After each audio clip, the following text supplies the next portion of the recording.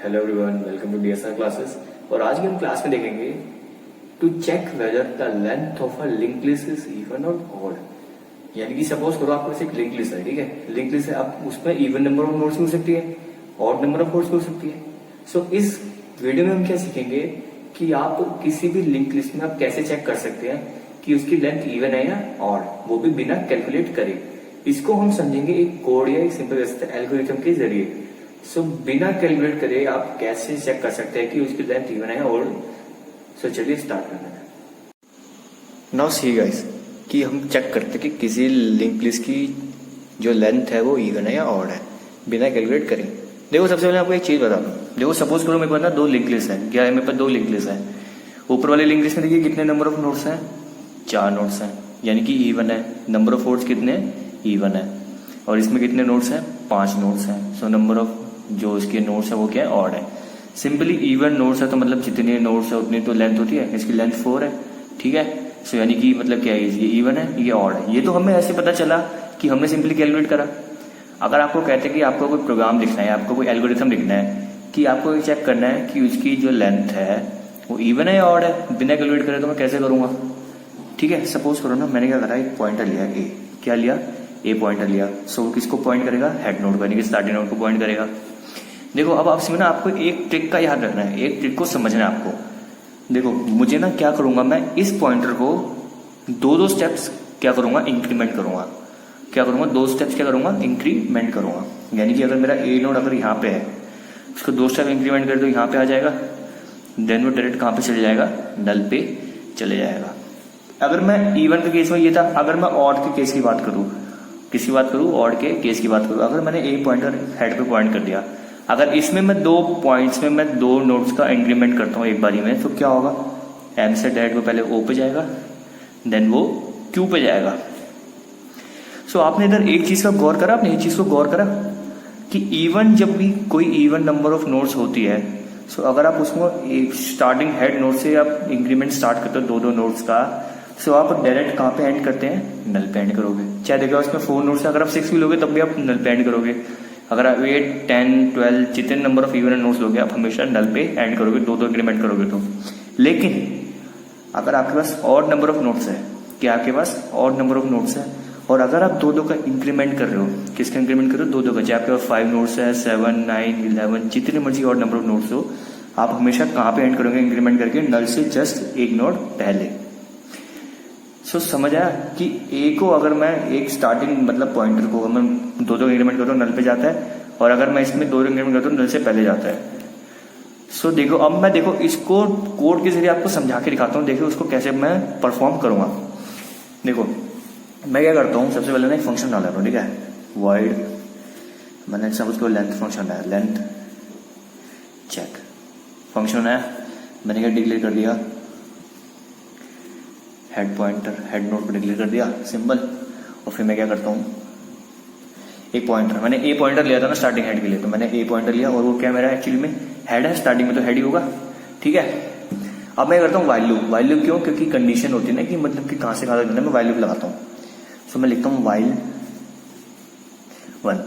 Now देखो proceed करने से पहले मैं आपको एक चीज बताता हूँ। देखो बहुत से स्टूडेंट होते हैं उनको एक्चुअली ये भी नहीं पता होता कि वाइल 1 क्या होता है, वाइल 0 क्या होगा। आपने बहुत जगह देखा होगा कि कुछ प्रोग्राम्स में वाइल 1 या फिर वाइल 0 लिखा होता है। इसका एक्चुअली मीनिंग क्या होता है वो भी समझ लेते हैं। देखो हमें पता वाइल लूप क्या होता है, एक कंट्रोल स्टेटमेंट होती है, लूप कंट्रोल स्टेटमेंट होती है, जिसमें क्या करता है वो एक स्टेटमेंट जो भी गिवन कंडीशन होती है उसको क्या करता है, फॉलो करता है। देखिए हमें जो पता है कि कंप्यूटर लैंग्वेज में 2 होते हैं, 0 एंड 1, 2 बुलियंस होते हैं।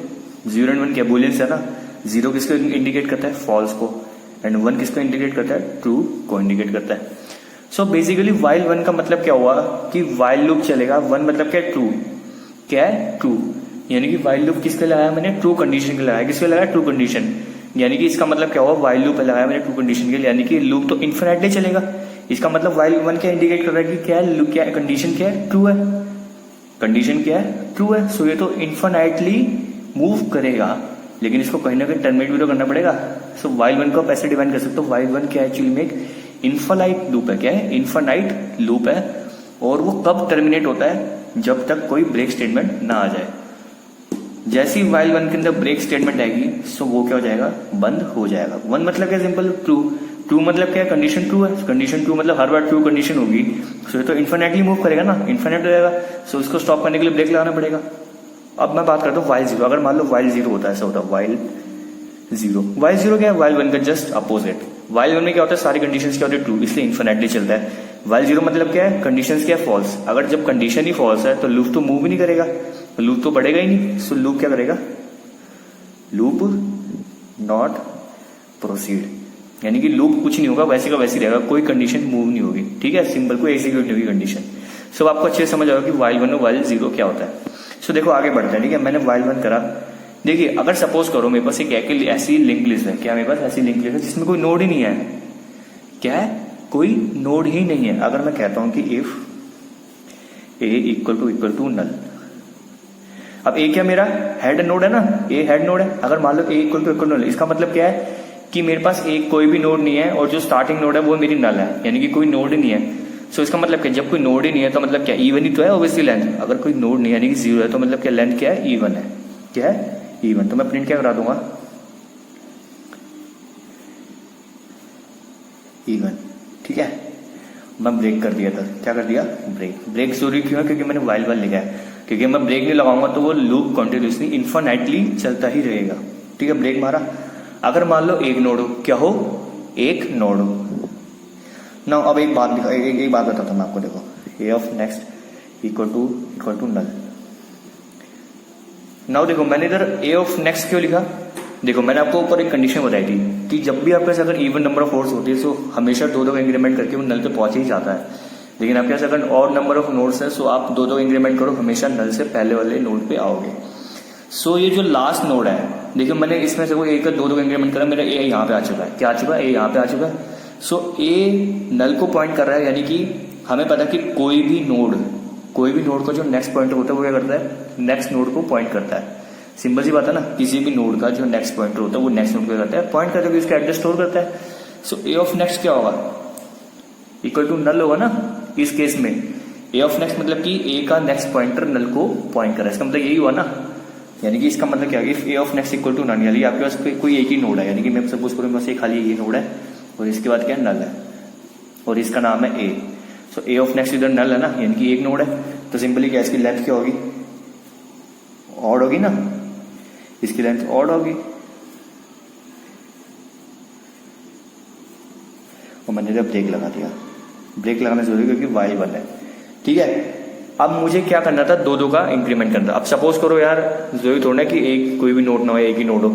जितनी नंबर ऑफ नोट्स हो सकती है, कितनी नंबर भी नोट्स हो सकती है, 4, 6, 10, 11, 12, 150, 200, 215, जितनी भी नोट्स हो सकती हैं। सो मैं क्या करूंगा, मैंने क्या बताया था, दो दो का इंक्रीमेंट करना है आपको। हर बार किसका इंक्रीमेंट करना है, दो दो का इंक्रीमेंट करना है।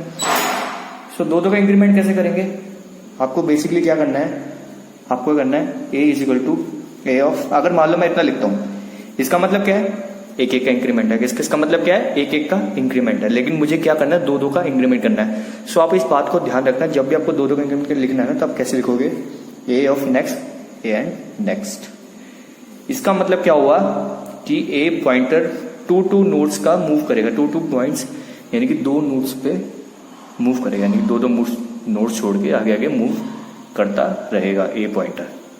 सो इसका मतलब समझ आया कि ए पॉइंटर दो दो नोड्स में मूव करेगा। अगर मैं खाली ए ऑफ नेक्स्ट लिखता, इसका मतलब खाली एक बार वो एक एक प्रोसीड करता, इसमें क्या दो दो प्रोसीड करेगा। ठीक है, बस कोड खत्म, बस इतना ही लिखना था। सो आपको समझ आ गया होगा। अगर आपके पास कोई भी एक लिंक लिस्ट है तो उसमें अगर आपको चेक करनी है कि उसकी लेंथ इवन है या ऑड है, सो आप उसको कैसे चेक कर सकते हैं।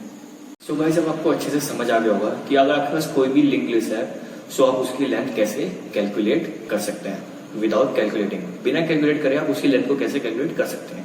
सो हमने इसमें क्या सीखा, अगर आपके पास कोई लिंक लिस्ट है, आप क्या करो, एक पॉइंटर को हेड को पॉइंट कर दो, यानी कि स्टार्टिंग नोड को पॉइंट कर दो, फिर उसको टू स्टेप्स आगे प्रोसीड करते जाओ। अगर वो प्रोसीड कर करके, अगर मान लो प्रोसीड कर करके अगर वो नल पे डायरेक्ट पॉइंट करता है, सो वो क्या है, इसकी लेंथ क्या है, इवन है। अगर वो नल से जस्ट पहली नोड पे पॉइंट करता है, उसके मतलब उसकी लेंथ क्या है, ऑड है। सो अगर आपको इसमें कोई भी डाउट है तो आप इसमें कमेंट सेक्शन में पूछ सकते हैं। Till then, good bye, take care.